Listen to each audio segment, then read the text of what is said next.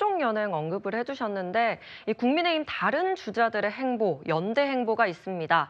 오늘 조금 전 12시부터요. 대표적인 친윤 후보죠. 김문수 전 장관과 나경원 의원 두 사람이 중앙대 앞에 있는 햄버거집에서 회동을 한다고 합니다. 연대 신호탄 아니냐 관측인데요. 목소리 듣고 오겠습니다.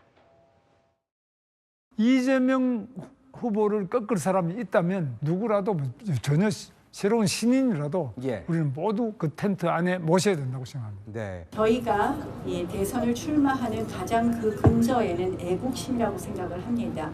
그 애국심을 함께 한다면 여러 가지 다른 대안들을 마련해낼 수 있다고 생각을 합니다. 이 두 사람의 회동은 지금 끝난 걸로 파악이 되는데 방금 들었던 이 발언들로만 보면 사실 두 후보 모두 좀 연대 가능성이 보이거든요. 최 교수님 어떻게 보십니까? 저는 뭐 연대할 가능성은 있죠. 왜냐하면 이게 너무 많으면 후보가 본인들이 상당히 이제 당선되기 어려운 상황도 될 수 있고 두 사람 같은 경우는 친윤 그리고 윤석열 대통령의 탄핵 과정에서 끊임없이 윤석열 대통령을 지지하고 옹호하는 그런 발언도 물론 뭐 김문수 장관 같은 장관이기 때문에 표현은 안 했지만 그렇게 분류되는 분 아니겠어요? 친윤 그룹에서 너무 많이 갈라지는 것을 좀 방지해서 극우 세력이나 친윤 그룹의 표를 좀 흡수해 보겠다는 의도인 것 같아요. 그래서 아마 햄버거 회동을 통해서 두 사람이 만나는 모습 보여주고 그리고 나서 어떤 현대로든 연대를 해서 표를 한쪽으로 모으려는 시도. 이렇게 되면 결국 친윤 그룹이 다시 한번 대선에 도전하는 그런 꼴이 되기 때문에 저는 이거는 뭐 별로 바람직하다고 보지 않아요. 왜냐하면 구도 자체가 그러면 윤석열 전 대통령도 이재명 대표 이렇게 돼버리는 거 아니겠어요? 이런 상황이 되는 거 맞지 않기 때문에 그렇게 생각합니다. 네, 지금 보시는 영상이 김문수 전 장관과 나경원 의원이 햄버거 회동을 하고 있는 모습입니다. 지금 두 사람 햄버거를 먹으면서 지금 청년 미래와 관련돼서 이제 논의를 할 예정이라고 합니다. 지금 중앙대 인근에서 그러니까 12시부터 회동이 이루어지고 있습니다.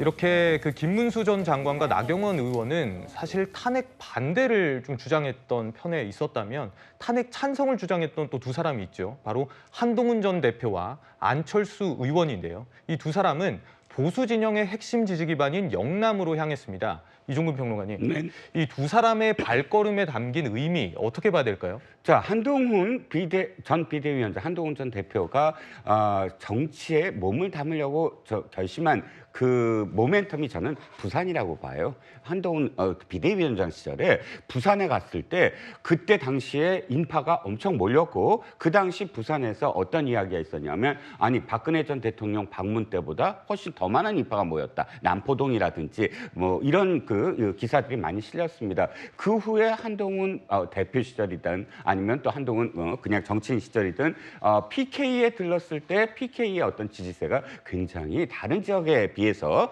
비교해서 높았던 그런 기억을 아마 한동훈 전 대표는 한동훈 후보라고 말씀을 드려야 되나요?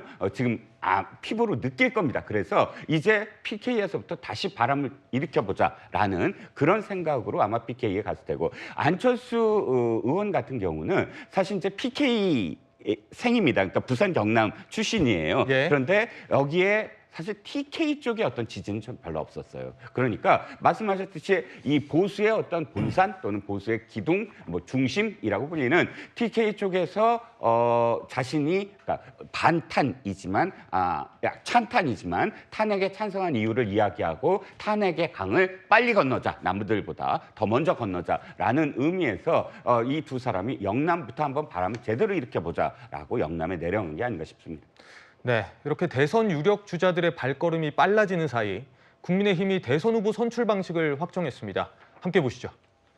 네, 1차 경선에서 4명을 선출하고 그다음 2차 경선에서 2명, 그리고 3차 경선에서 최종 1명을 선출하는 방식입니다.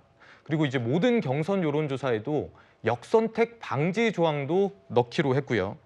근데 이제 이 같은 경선 룰을 감안해 봤을 때 좀 누가 유리하고 불리할 거냐 여론조사를 한번 살펴보겠습니다. 국민의힘 대선 후보 지지도고 이 지지층과 이 무당층을 기준으로 한 여론조사입니다. 지금 이름을 보면 뭐 김문수, 홍준표 그리고 오세훈 후보는 지금 불출마를 선언했고요. 한동훈 이렇게 4사람의 이름이 보이고 있는데 성치훈 부의장님, 이 여론조사 추이 봤을 때 좀 유불리 어떻게 분석하십니까? 일단 사실 저는 국민의힘 룰이 그 이른바 결선 투표제로 결정이 됐을 때 사실상 그럼 후보는 진영은 결정이 됐다라고 봤습니다. 왜냐하면 지금 전체 후보들이 탄핵을 반대했던 분들과 탄핵을 찬성, 그러니까 비상계엄은 잘못됐고 탄핵은 어쩔 수 없다라고 주장하셨던 분들로 나뉘는데 예. 탄핵을 반대했던 분들의 숫자나 지지가 좀 더 높았거든요. 근데 만약에 결선 투표에 탄핵에 찬성했던 분들, 비상계엄 잘못됐다고 지적한 예를 들면 뭐 한동훈 전 대표가 올라간다?